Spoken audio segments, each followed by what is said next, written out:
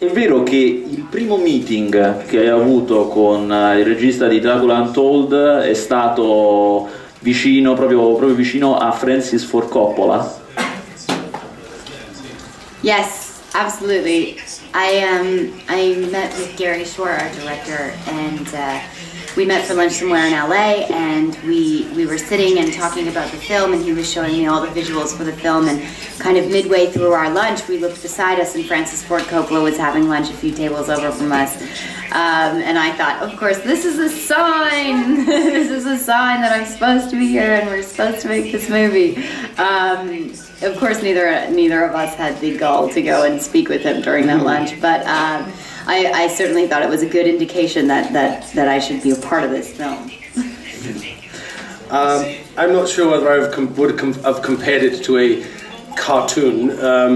It definitely is a fantasy film of sorts, but what's fun about this movie, which makes it different to the other stories that have been told on film of Dracula, is it's the origin story. So we deal with a bit of reality before we start dealing with the fictional character of Dracula. We deal with the man behind this very famous literary figure. And that's what was fun for me, and I think for everybody involved, is that we were telling a story that hadn't been told before, and it was the human journey which was exciting for me as an actor. I quite like the fact that I did the Mille Miglia race this year, and I was driving in a Lancia Aurelia through these amazing little villages and towns of Italy, and we were driving so fast that I was tired and I needed a coffee, so we stopped in this tiny little village, and there was these three teenagers sitting on the steps of a church, and I parked the car, and they were sitting there. It was late at night, it was like 1 in the morning, and they came running up to me and they were like, "Scusa, are you Bard? What are you doing in our village?" You know. I know that I'm not Luke Evans to a lot of people that see my movies. I'm one of my characters, and for these three teenage kids, I was Bard the Bowman, and I was in their little village. It was a very funny night, funny evening. I revisited some wonderful films that I remember very well. My favorite being the Francis Ford Coppola Bram Stoker's Dracula, with the wonderful Gary Oldman playing the titular role, and yeah, I enjoyed watching them. But the difference between those movies and our movie is that those movies were based solely on the Bram Stoker story, and our story starts 400 years before Bram Stoker was even born, and so we had a very free license to tell a different story, and a story that hasn't really been touched upon. And it's a fascinating story because it's the human, it's a historical figure that walked this earth in the 1400s, and his journey and his life and his relationship with his wife, the love that he has for his family, and the respect he has of his people, but also the fact that he was Vlad the Impaler. I mean, he had a dark past, and as we know, he now has a dark future as well. This is an interesting question. Well, I mean, I don't know whether I have a lot in common with him. What I do understand about him is his journey and his experience. I mean, I see this man who's dealing with quite fundamental emotions that most of us deal with in our lives, sacrificing something for love, fighting for what is right, and heartbreak and loss and responsibility. I mean, I sort of understand all those things. I do have one thing in common with Dracula, which is the fangs. I do have my own fangs. Show them. And they're real. I didn't have them made for the movie. They were mine. I've had them all my life. And but that's as much as I have in common with him. Yes, he does have these superhero powers, but we all have to remember that Dracula is older than any superhero that's ever been written about. And the powers that he has are not things that the Hollywood machine created. If you look back into historical Eastern European folklore, vampires have always had these abilities to turn into bats and turn into creatures and use the darkness to their advantage. They also have flaws, but the main things that Vlad does in this movie when he's turning into this vampire are all in the books, the history books. Way, many hundreds of years ago, you can read about him being able to have this insight and being able to speak to someone through their telepathy and do all of these amazing things. So in a way, Dracula probably inspired a lot of the superhero powers that we have nowadays in movies. I think probably one of the most major mediums, differences between the two mediums is that television tends to be a writer-producer medium, and film tends to be a director's medium. And it's kind of the really interesting thing, because when I did a lot of television, that was what I think a lot of producers and writers were so inspired about, is the notion of writing something and seeing their material go onto television right away, as opposed to writing a film and then 10 years later it being made into an actual motion picture. I think that directors have maybe a little more reign in filmmaking, in certain kinds of filmmaking anyway, and I think that that's probably the major difference. From an acting perspective, I did a lot of television growing up in Canada, and that's kind of how I came up, and it's a very fast pace. You're going to shoot a lot of dialogue, a lot of scenes in one day, whereas filmmaking, you tend to be able to take more time with it, shoot it a number of different ways. But television is a real grind. Yeah, why not? It'd be fun. I mean, I'm good with a cape. I now know how to fly. I can use a sword, which I guess superheroes nowadays don't use, but no, it must be very fun. I mean, I felt a little like a superhero in this movie, I guess, you know.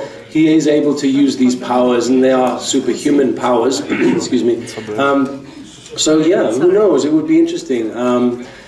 For me, it's not about playing a superhero or a vampire. It was about playing a character that I could bring life to, and bring a story that was relatable to an audience, and so that they could understand the journey, whether they whether they agree with what Vlad does in his life. They can still understand him, because he's, you know, he has flaws. He's not a perfect human being.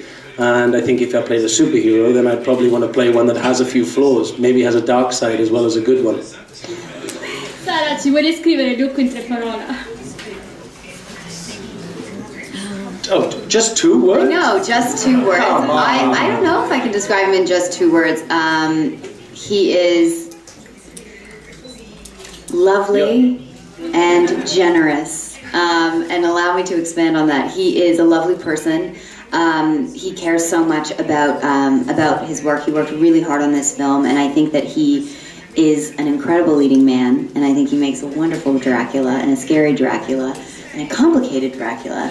And then, of course, he's very generous. This was really, you know, one of my first major studio films, and I feel really lucky because Luke was very generous with his time and with our storyline, and he was very dedicated to telling the love story side of this film. And I'm really grateful to him for that, because I think we were able to create something special. Visto che hai citato la Mille Miglia, sappiamo che c'è un prossimo film di prossima uscita che è sempre di questa major, cioè il Fast and Furious, quindi da Dracula c'è qualche anticipazione, se ce la puoi dare, oppure che cosa è per te anche correre con le auto, visto che hai partecipato a Mille Miglia? I loved driving the Lancia Aurelia. It was it had 4 gears. The 3rd gear was my favorite. I did a lot of. It was really fun, and so yeah, I do like driving fast cars. I like driving them safely.